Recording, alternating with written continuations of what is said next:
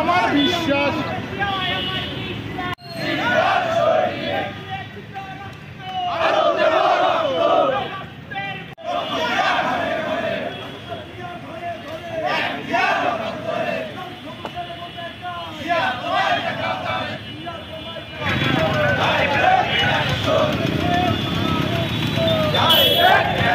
বাংলাদেশ আওয়ামী লীগটা শুধু বাংলাদেশের দিকে যারা চোখ রাখায় যত কালো শক্তি অপশক্তি যত মুক্তিবাদ বন্ধ রাখা হয়েছে, কিন্তু আমরা বলতে চাই লুৎফুজ্জামান বাবর ভাইকে অবিলম্বে শর্তহীন মুক্তি দিতে হবে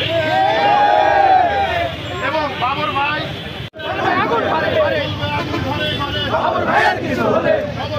ভয় না সাবেক সভাপতি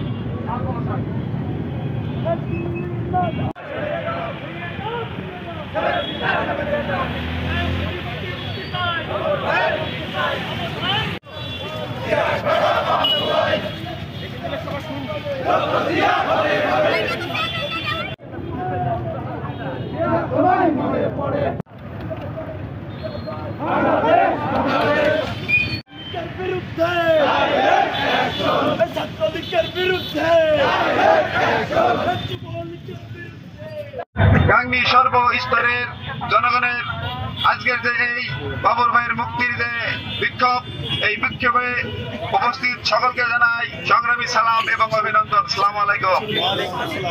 সংগ্রামী নেতৃবৃন্দ, আপনারা জানেন দীর্ঘ 17টা বছর এই স্বৈরাচার সরকার অবৈধভাবে ক্ষমতা দখল করে বসে আছে। আর এই ক্ষমতায় বসার পরেই আমাদের বাবর ভাইকে বন্দী করে রেখেছে। কেন বন্দী করে রেখেছে সেটা আপনারা হয়তো অবগত আছেন। এই বাবর ভাই এমন একজন ব্যক্তি যার নাম শুনলে আওয়ামী লীগদের মানে কি বলবো, আওয়ামী লীগরা মানে এতটাই ভয় পায়, তাদের কম্পন শুরু হয়ে যায়। এই বাবর ভাইয়ের এমন একজন জনপ্রিয় ব্যক্তি, এই বাবর ভাই ভারতীয় আগ্রাসন বিরোধী প্রতিবাদ জানিয়েছিল। এই বাবর ভাই আওয়ামী লীগে সেইভাবে আপনার মূল্যায়ন করে না, কারণ আওয়ামী লীগ একটা সন্ত্রাসী সংগঠন।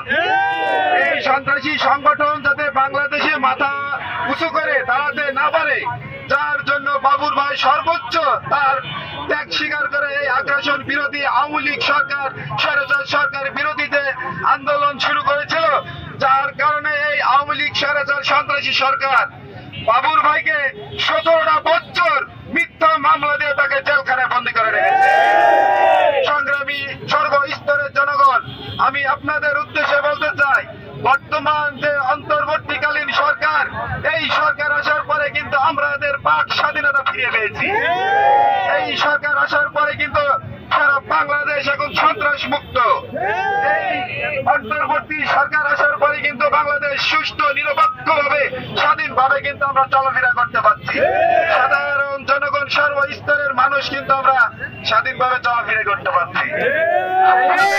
আমি এই অন্তর্বর্তী সরকারের কাছে আবেদন জানাবো যে বাবর ভাইয়ের নিঃশর্ত মুক্তি আমরা সর্বসাধারণ জনগণের পক্ষ থেকে মুক্তি চাই। বাবর ভাইয়ের কিছু হলে আগুন ঘরে ঘরে বলবে, আগুন ঘরে ঘরে বাবর ভাইয়ের কিছু হলে বাবর ভাই ভয় নাই, ছাড়ি নাই, বাবর ভাই ভয় নাই। আমাদের সর্বস্তরের জনগণের পক্ষ থেকে আমরা বারবার একটাই দাবি তুলবো যে বাবর ভাইকে কিন্তু নিঃশর্ত মুক্তি দেওয়া লাগবে। সংগ্রামের সাথে বন্ধুগণ আমার, আপনারা দেখছেন এই গাংনী পৌরসভাতে বিভিন্ন মহল চাঁদাবাজি, টেন্ডারবাজি এবং দুর্নীতির মধ্য দিয়েই কিন্তু আওয়ামী লীগের বড় বড় নেতাগুলা অনেক টাকা পয়সা হাতিয়ে নিয়ে তারা কিন্তু এখন গা ঢাকা দিয়েছে। আমরা চাই এই টাকাগুলো কিন্তু আমাদের সাধারণ জনগণের। এই টাকা সরকার, এই অন্তর্বর্তীকালীন সরকার যে হোক সাধারণ জনগণের টাকা যাতে সরকারি রাষ্ট্রীয় খাতে জমা হয়। সন্ত্রাসী নৈরাজ্য করে দেশ কিন্তু শান্তিভাবে রাখা যায় না, শান্তি রাখতে হয়। আমাদের নেত্রী, দেশের নেত্রী বেগম খালেদা জিয়া জানেন যে তিনি তিনবারের আপসহীন প্রধানমন্ত্রী।